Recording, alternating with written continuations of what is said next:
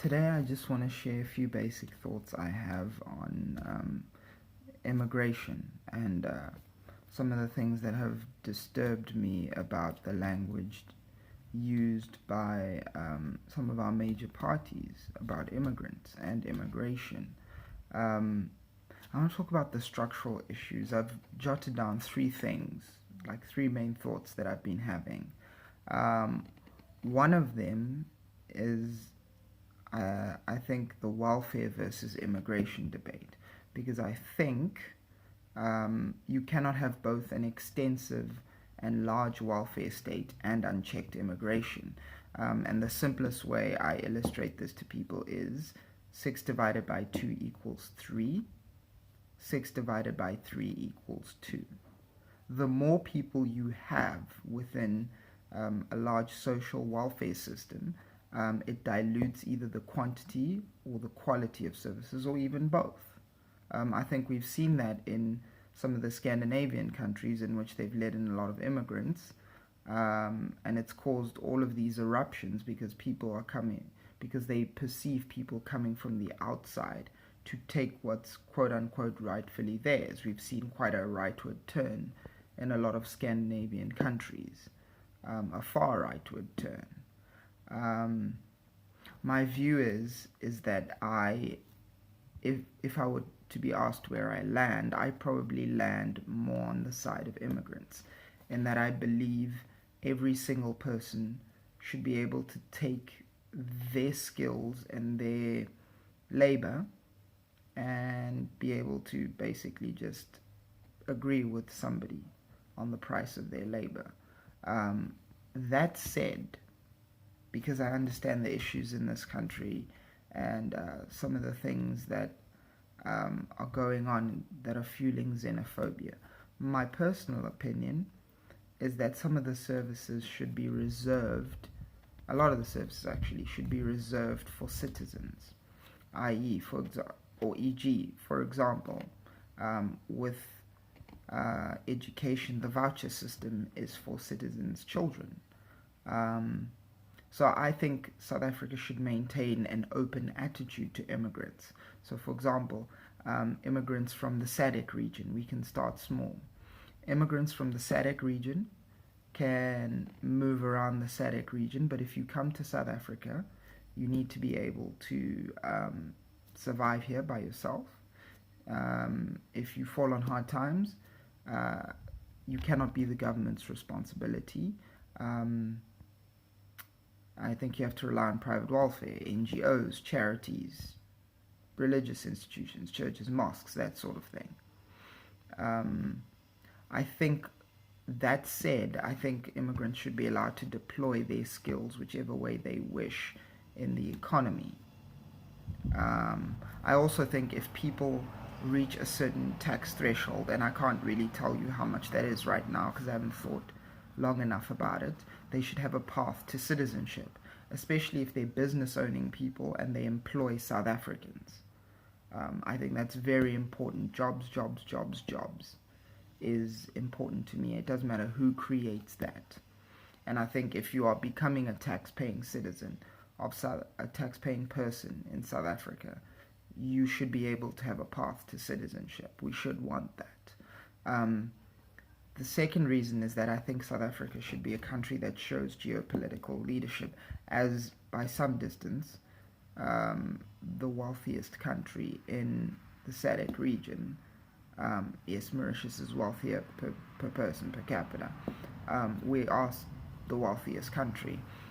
I think we should be showing leadership in terms of saying to other members of SADC, look, we should band together, we should create minimum standards of business,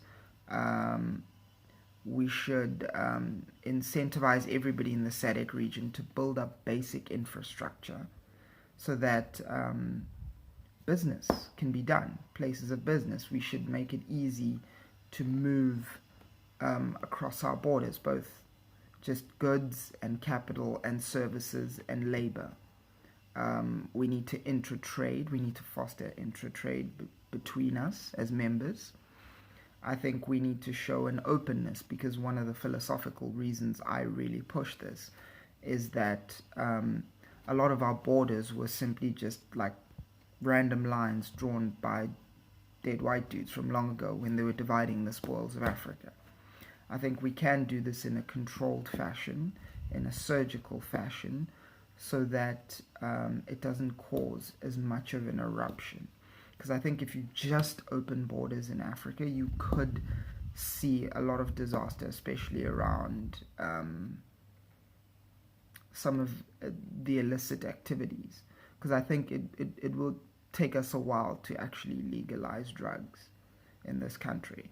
I think that's, as a side note, I think that's probably the right thing to do, and treat drugs more like a disease as Portugal does. I think there's enough evidence for that.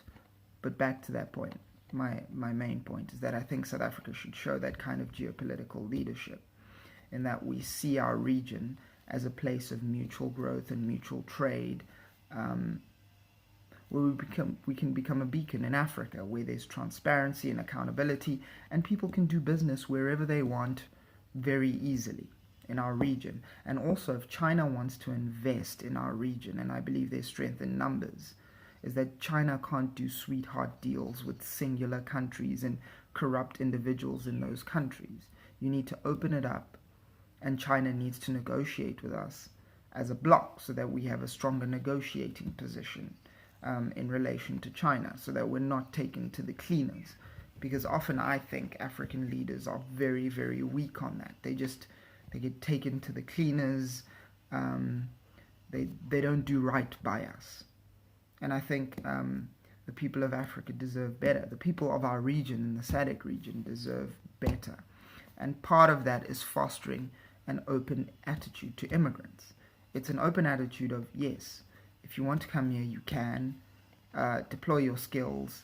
Find a way to make it work. But things such as our schooling system and our healthcare system and a lot of other things, I think, should be geared towards citizens, in the form of vouchers, for example, like school vouchers, in terms of the negative income tax, which will come in which will kick in sometime in the future. I think it should kick in for our citizens. I think we should have smart paths to citizenship in our country. I think we are, just to summarize and to conclude, I think we're looking at this immigration issue in the wrong way, because we're still working off this paradigm that we have to see ourselves fundamentally as a closed-off nation state. And I think that's a mistake. I think we need to be open to free trade. We need to be open to free movement of people. But I think there's a stepped process we can take which minimizes damage, especially in the realm of public perception. I think we do need to care about immigrants who are suffering and who want to come to this country and make a life for themselves. I've seen in Cape Town where churches and organizations and private charities have done outstanding work in helping immigrants get on their feet, who then become amazing members of communities in Cape Town. And I think we need to leverage that. I think we need to stop seeing government as the absolute panacea and font of making this country a great and prosperous place, and a just place, and a good place to be. I think we can talk about economics, we can talk about the political economy as a whole, but we must have our values, and our values must be openness. Our values must be openness to our fellow Africans, because when we were suffering, our parents and our grandparents were suffering, we were all suffering together. Why all of a sudden, when we have political freedom, other Africans are separate from us? I think that's a disgraceful thing. I think it's a disgraceful thing that leaders in the ANC who were taken in by other African countries during the struggle would now turn their nose up at immigrants. It's shameful. It's shameful. And somebody needs to say it. Immigrants are not the enemy. The studies show this. Immigrants are a net positive for an economy. Immigrants commit less crime, despite the narratives from some people. They commit less crime than citizens. They do. It's been shown. So yes, let's be open. Let's be open to trade. Let's allow people to deploy their skills to make this country better. Let's open up the SADC region. Let's show leadership. Not just give out money to Zimbabwe where they improve in isolation and Mozambique is told they improve in isolation. But let's work out a plan where all of us can trade, where we can invest in different countries, where private businesses and investors can invest in our block with the view that there's transparency, there's accountability, it's easy to do business, and people who want to do business here can create jobs. And this will come as we improve our education system here in South Africa, through the voucher system, I believe. As we make young people especially more job ready. We have to do this if we want to use the demographic dividend in our region to pursue explosive growth, both economic and job growth.